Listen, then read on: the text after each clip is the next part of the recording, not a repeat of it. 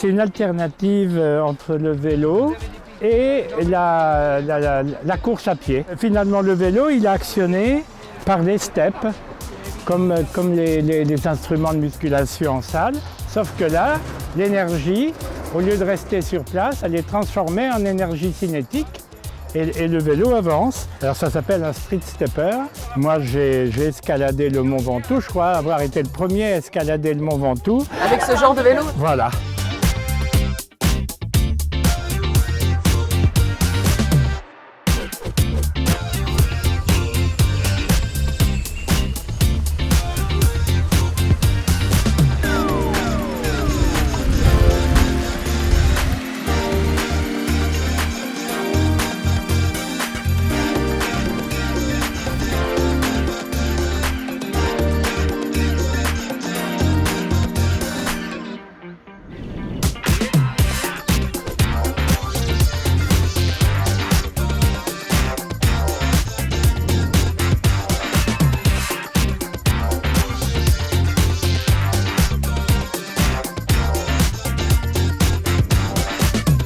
Alors, c'est-à-dire que moi je pédale normalement, c'est un tandem un vélo normal devant, et derrière la personne pédale normalement, mais elle recule au lieu d'avancer, elle recule. En arrière, c'est très bien. Moi, je vois derrière. Moi, j'ai mon rétro, je vois devant. Il n'y a pas de problème. Par contre, pour descendre, ça tourne un peu. Voilà. J'ai monté une fois derrière, j'ai remonté pas deux fois. Ah oui, alors là...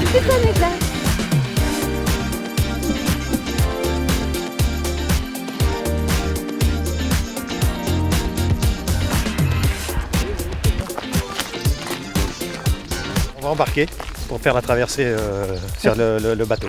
Et du coup, ils sont où vos vélos? Ça y est, ils sont montés sur le camion.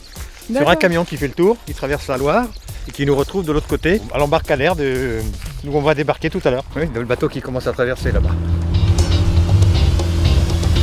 Habituellement, on ne fait pas ce genre de truc, on part surtout sur les terres. Puis vous allez voir, on va faire des petites haltes avec quelques petites explications.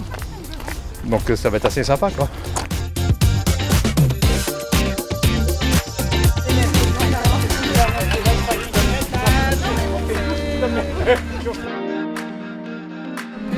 Il buvait de la bière comme dans un cabaret d'Anvers. Penché sur son verre, le vieil homme chantonnait toujours ce refrain qui disait: tout pour ma gueule, ma jolie gueule, tout pour la bière et le tabac. Tout pour les femmes aussi, à nous les plus jolies, patron, serre-nous un verre de caviar. On n'avait jamais fait de traversée encore, donc c'est la première, ça fait envie. Grâce à Facebook, on a vu qu'il y avait cette sortie et on vient d'Amboise. Donc 1 heure de route. On s'est levé un petit peu tôt ce matin, mais voilà, découvrir l'environnement, de nouvelles activités, de nouveaux patrimoines, de nouveaux paysages. Voilà, on en profite. C'est très familial, justement, c'est ce qui, du moins, nous, c'est ce qu'on recherche.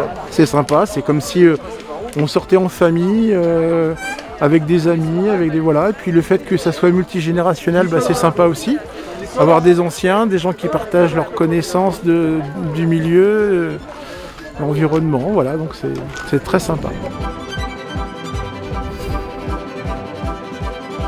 Vous voyez les traces sur le bâtiment de la côte 1856. Le même jour, à 4 h du matin, la digue a cédé, la première maison s'est écroulée et il y a 52 maisons qui ont complètement disparu. À midi, tout le village était sous le niveau d'eau. La Loire, elle est, comment dirais-je, imprévisible. Il faut toujours l'appréhender avec beaucoup d'humilité. Même quand on la connaît, on se fait piéger.